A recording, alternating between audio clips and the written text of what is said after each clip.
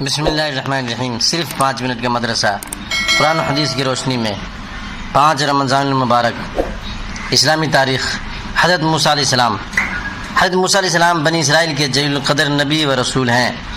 فرعون نے ان کی پیدائش کے ڈر سے بنی اسرائیل کے ہزاروں بچوں کو قتل کرا دیا تھا، مگر اللہ تعالیٰ نے ان کی پرورش خود اس کے شاہی محل میں ایک شہزادے کی طرح کرائی۔ حضرت موسیٰ علیہ السلام جوانی کی عمر میں مصر چھوڑ کر مدین چلے گئے۔ وہاں حضرت شعیب علیہ السلام سے ملاقات ہوئی، جنہوں نے ان کی امانت داری اور اچھے اخلاق و عادات کو دیکھ کر اپنی بیٹی صفورہ کا نکاح کر دیا۔ جب وہ مصر لوٹتے وقت طوبیٰ کی مقدس وادی میں تھے تو اللہ تعالیٰ نے نبوت اور معجزے عطا فرمائے اور حکم دیا کہ مصر جا کر فرعون کو ایمان کی دعوت دو، اس نے ملک میں ظلم و ستم اور فساد پھیلا رکھا ہے۔ حضرت موسیٰ علیہ السلام کی سفارش پر اللہ تعالیٰ نے ان کے بڑے بھائی حضرت ہارون علیہ السلام کو بھی نبوت سے نوازا۔ دونوں نے جا کر فرعون کو ایمان کی دعوت دی اور معجزے بھی دکھائے۔ اس کے باوجود فرعون نے ان کو جادوگر کہہ کر نبی ماننے سے انکار کر دیا۔ چنانچہ اس نے جادوگروں کو بلا کر موسیٰ علیہ السلام سے مقابلہ کرایا۔ اس مقابلے میں حضرت موسیٰ علیہ السلام کو کامیابی ملی اور تمام جادوگروں نے ایمان قبول کر لیا۔ اس طرح فرعون نامراد اور ذلیل ہوا اور حضرت موسیٰ علیہ السلام کی سچائی ظاہر ہو گئی۔ جب فرعون کا تکبر اور نافرمانی حد سے بڑھ گئی تو اللہ تعالیٰ نے دریا میں غرق کر دیا اور حضرت موسیٰ علیہ السلام اور ان کی قوم کو فرعون کے ظلم سے نجات دی۔ اللہ کی قدرت، دماغ کی بناوٹ اور حفاظت۔ اللہ تعالیٰ نے سوچنے اور سمجھنے کے لیے دماغ کو پیدا کیا ہے اور اس کی حفاظت کے لیے اس پر ایک باریک جھلی چڑھائی ہے۔ پھر جھلی اور دماغ کے درمیان بہنے والا مادہ پیدا فرما کر کھوپڑی کی مضبوط ہڈی میں فٹ کر دیا ہے تاکہ سردی، گرمی اور چوٹ وغیرہ کے اثر سے محفوظ رہ سکے۔ اس نازک دماغ کی حفاظت کے لیے اللہ تعالیٰ نے اپنی قدرت سے کیسا عجیب و غریب انتظام فرمایا ہے۔ ایک فرض کے بارے میں بغیر وضو کے نماز نہیں ہوتی۔ رسول اللہ صلی اللہ علیہ وسلم نے فرمایا، اسلام میں اس شخص کا کوئی بھی حصہ نہیں جو نماز نہ پڑھتا ہو، اور بغیر وضو کے نماز نہیں ہوتی۔ ایک سنت کے بارے میں کھانا کھانے کا سنت طریقہ: دسترخوان بچھانا، دونوں ہاتھ گٹوں تک دھونا اور نہیں پوچھنا۔ ہاتھ دھونے کے بعد اس کو کسی چیز میں پوچھنا نہیں ہے۔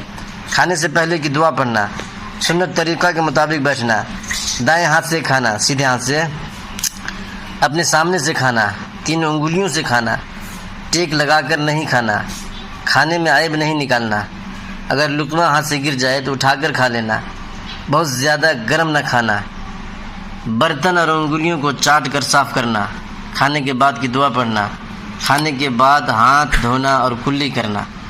ایک اہم عمل کی فضیلت: رمضان میں 4 چیزوں کی پابندی کرنا۔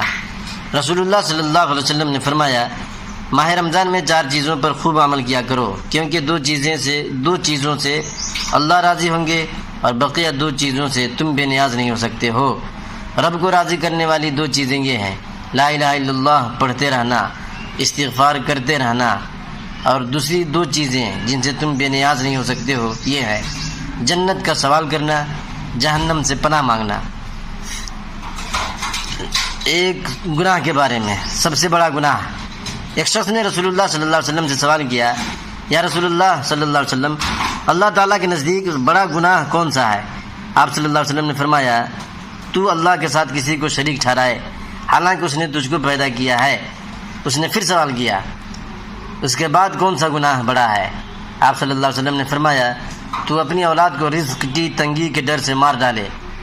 اس نے پھر سوال کیا تو رسول اللہ صلی اللہ علیہ وسلم نے فرمایا، تیرا اپنی پڑوس کی عورتوں سے بدکاری کرنا۔ یہ دنیا کے بارے میں حلال روزی کماؤ۔ رسول اللہ صلی اللہ علیہ وسلم نے فرمایا، روزی کو دور نہ سمجھو، کیونکہ کوئی آدمی اس وقت تک نہیں مر سکتا جب تک کہ جو روزی اس کے مقدر میں لکھ دی گئی ہے وہ اس کو نہ مل جائے۔ لہذا روزی حاصل کرنے میں بہتر طریقہ اختیار کرو، حلال روزی کماؤ اور حرام کو چھوڑ دو۔ آخرت کے بارے میں جہنم میں ہمیشہ کا عذاب۔ قرآن میں اللہ تعالیٰ فرماتا ہے، بلا شبہ جن لوگوں نے ہماری آیات اور احکام کا انکار کیا، عن قریب ہم ان کو ایک سخت آگ میں داخل کریں گے، وہاں ان کی مسلسل یہ حالت ہوگی کہ جب ایک دفعہ ان کی کھال جہنم میں جھلس جائے گی تو ہم پہلی کھال کی جگہ فوراً دوسری نئی کھال پیدا کر دیں گے تاکہ یہ لوگ عذاب کا مزہ چکھتے رہیں۔ طب نبوی سے علاج، بڑی بیماریوں سے حفاظت۔ رسول اللہ صلی اللہ علیہ وسلم نے فرمایا جو شخص ہر مہینے 3 دن صبح کے وقت شہد کو چاٹے گا تو اسے کوئی بڑی بیماری نہیں لگے گی۔ قرآن شریف کی نصیحت۔ قرآن میں اللہ تعالیٰ فرماتا ہے اے ایمان والو تم سب پوری طرح اسلام میں داخل ہو جاؤ اور شیطان کے پیچھے مت چلو، یقیناً وہ تمہارا کھلا ہوا دشمن ہے۔ سورہ بقرہ آیت نمبر 208 میں یہ موجود ہے۔